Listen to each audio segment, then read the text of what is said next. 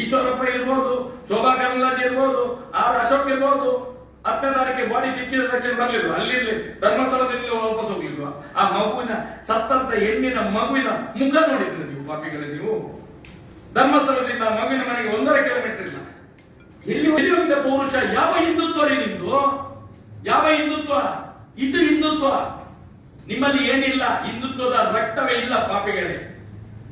ನೀವು ಬರೀ ಓಟಿಗೋಸ್ಕರ ಬಿಜೆಪಿಯನ್ನು ತೋರಿಸ್ತೀರಿ. ಬಿಜೆಪಿ ಹಿಂದುತ್ವ ನಿಮ್ಮಿಂದ ಸಾಧ್ಯವಿಲ್ಲ ರಕ್ಷಣೆ.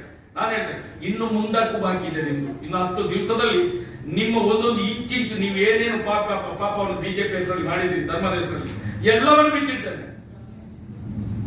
ಎಲ್ಲವನ್ನು ಬಿಚ್ಚಿಡ್ತೇನೆ. ನೀವು ಮಾಡಿದ ಪಾಪಕ್ಕೆ ಕೂಪಕ್ಕೆ ನಮ್ಮನ್ನು ದೂರಬೇಡಿ. ಒಂದು ನ್ಯಾಯ ಕೊಡ್ತೇಪ್ಪ ನಿಮ್ಮ ಜೀವಿಗೆ.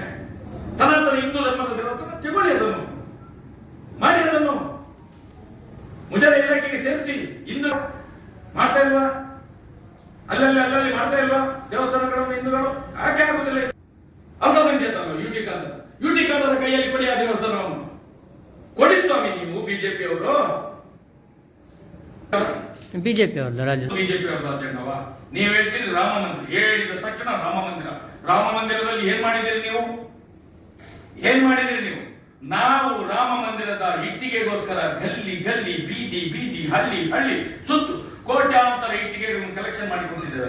ಆ ಇಟ್ಟಿಗೆಗಳು ಎಲ್ಲಿದ್ದಾರೆ?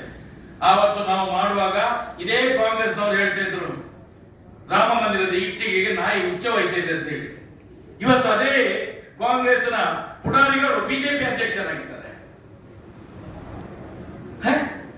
ನಿಮ್ಗೆ ಬೇಕಾದಾಗ ನಿಮ್ಮ ಮುಖಕ್ಕೆ ನೇರವಾಗಿ ಹೇಗೆ ಬೇಕಾದ್ರೂ ನೀವು ಒಬ್ಬನನ್ನು ತಯಾರು ಮಾಡ್ತೀರ.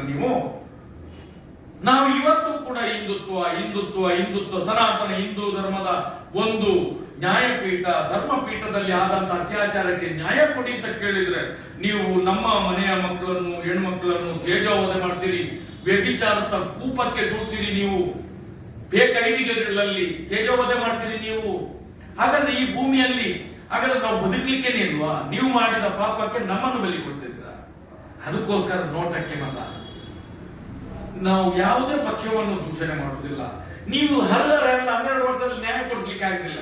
ಅದಕ್ಕೋಸ್ಕರ ಈ ಒಂದು ಮತದಾನ ಸೌಜನ್ಯ ಈ ಹೋರಾಟದ ಸಂದರ್ಭದಲ್ಲಿಯೇ ಬಂದಿದೆ. ನಾವು ತಿಳ್ಕೊಳ್ಳುವಂತದ್ದು, ಆ ಅಣ್ಣಪ್ಪ ಸ್ವಾಮಿ, ಮಂಜುನಾಥ ದೇವರು ನಮ್ದೊಂದು ಒಳ್ಳೆಯ ಧರ್ಮದ ಮತದಾನ ಮಾಡಲಿಕ್ಕೆ ಅವಕಾಶ ಕೊಟ್ಟಿದ್ದಾರೆ. ಅದಕ್ಕೋಸ್ಕರ ನಾವು ನೋಟದ ಅಭಿಯಾನವನ್ನು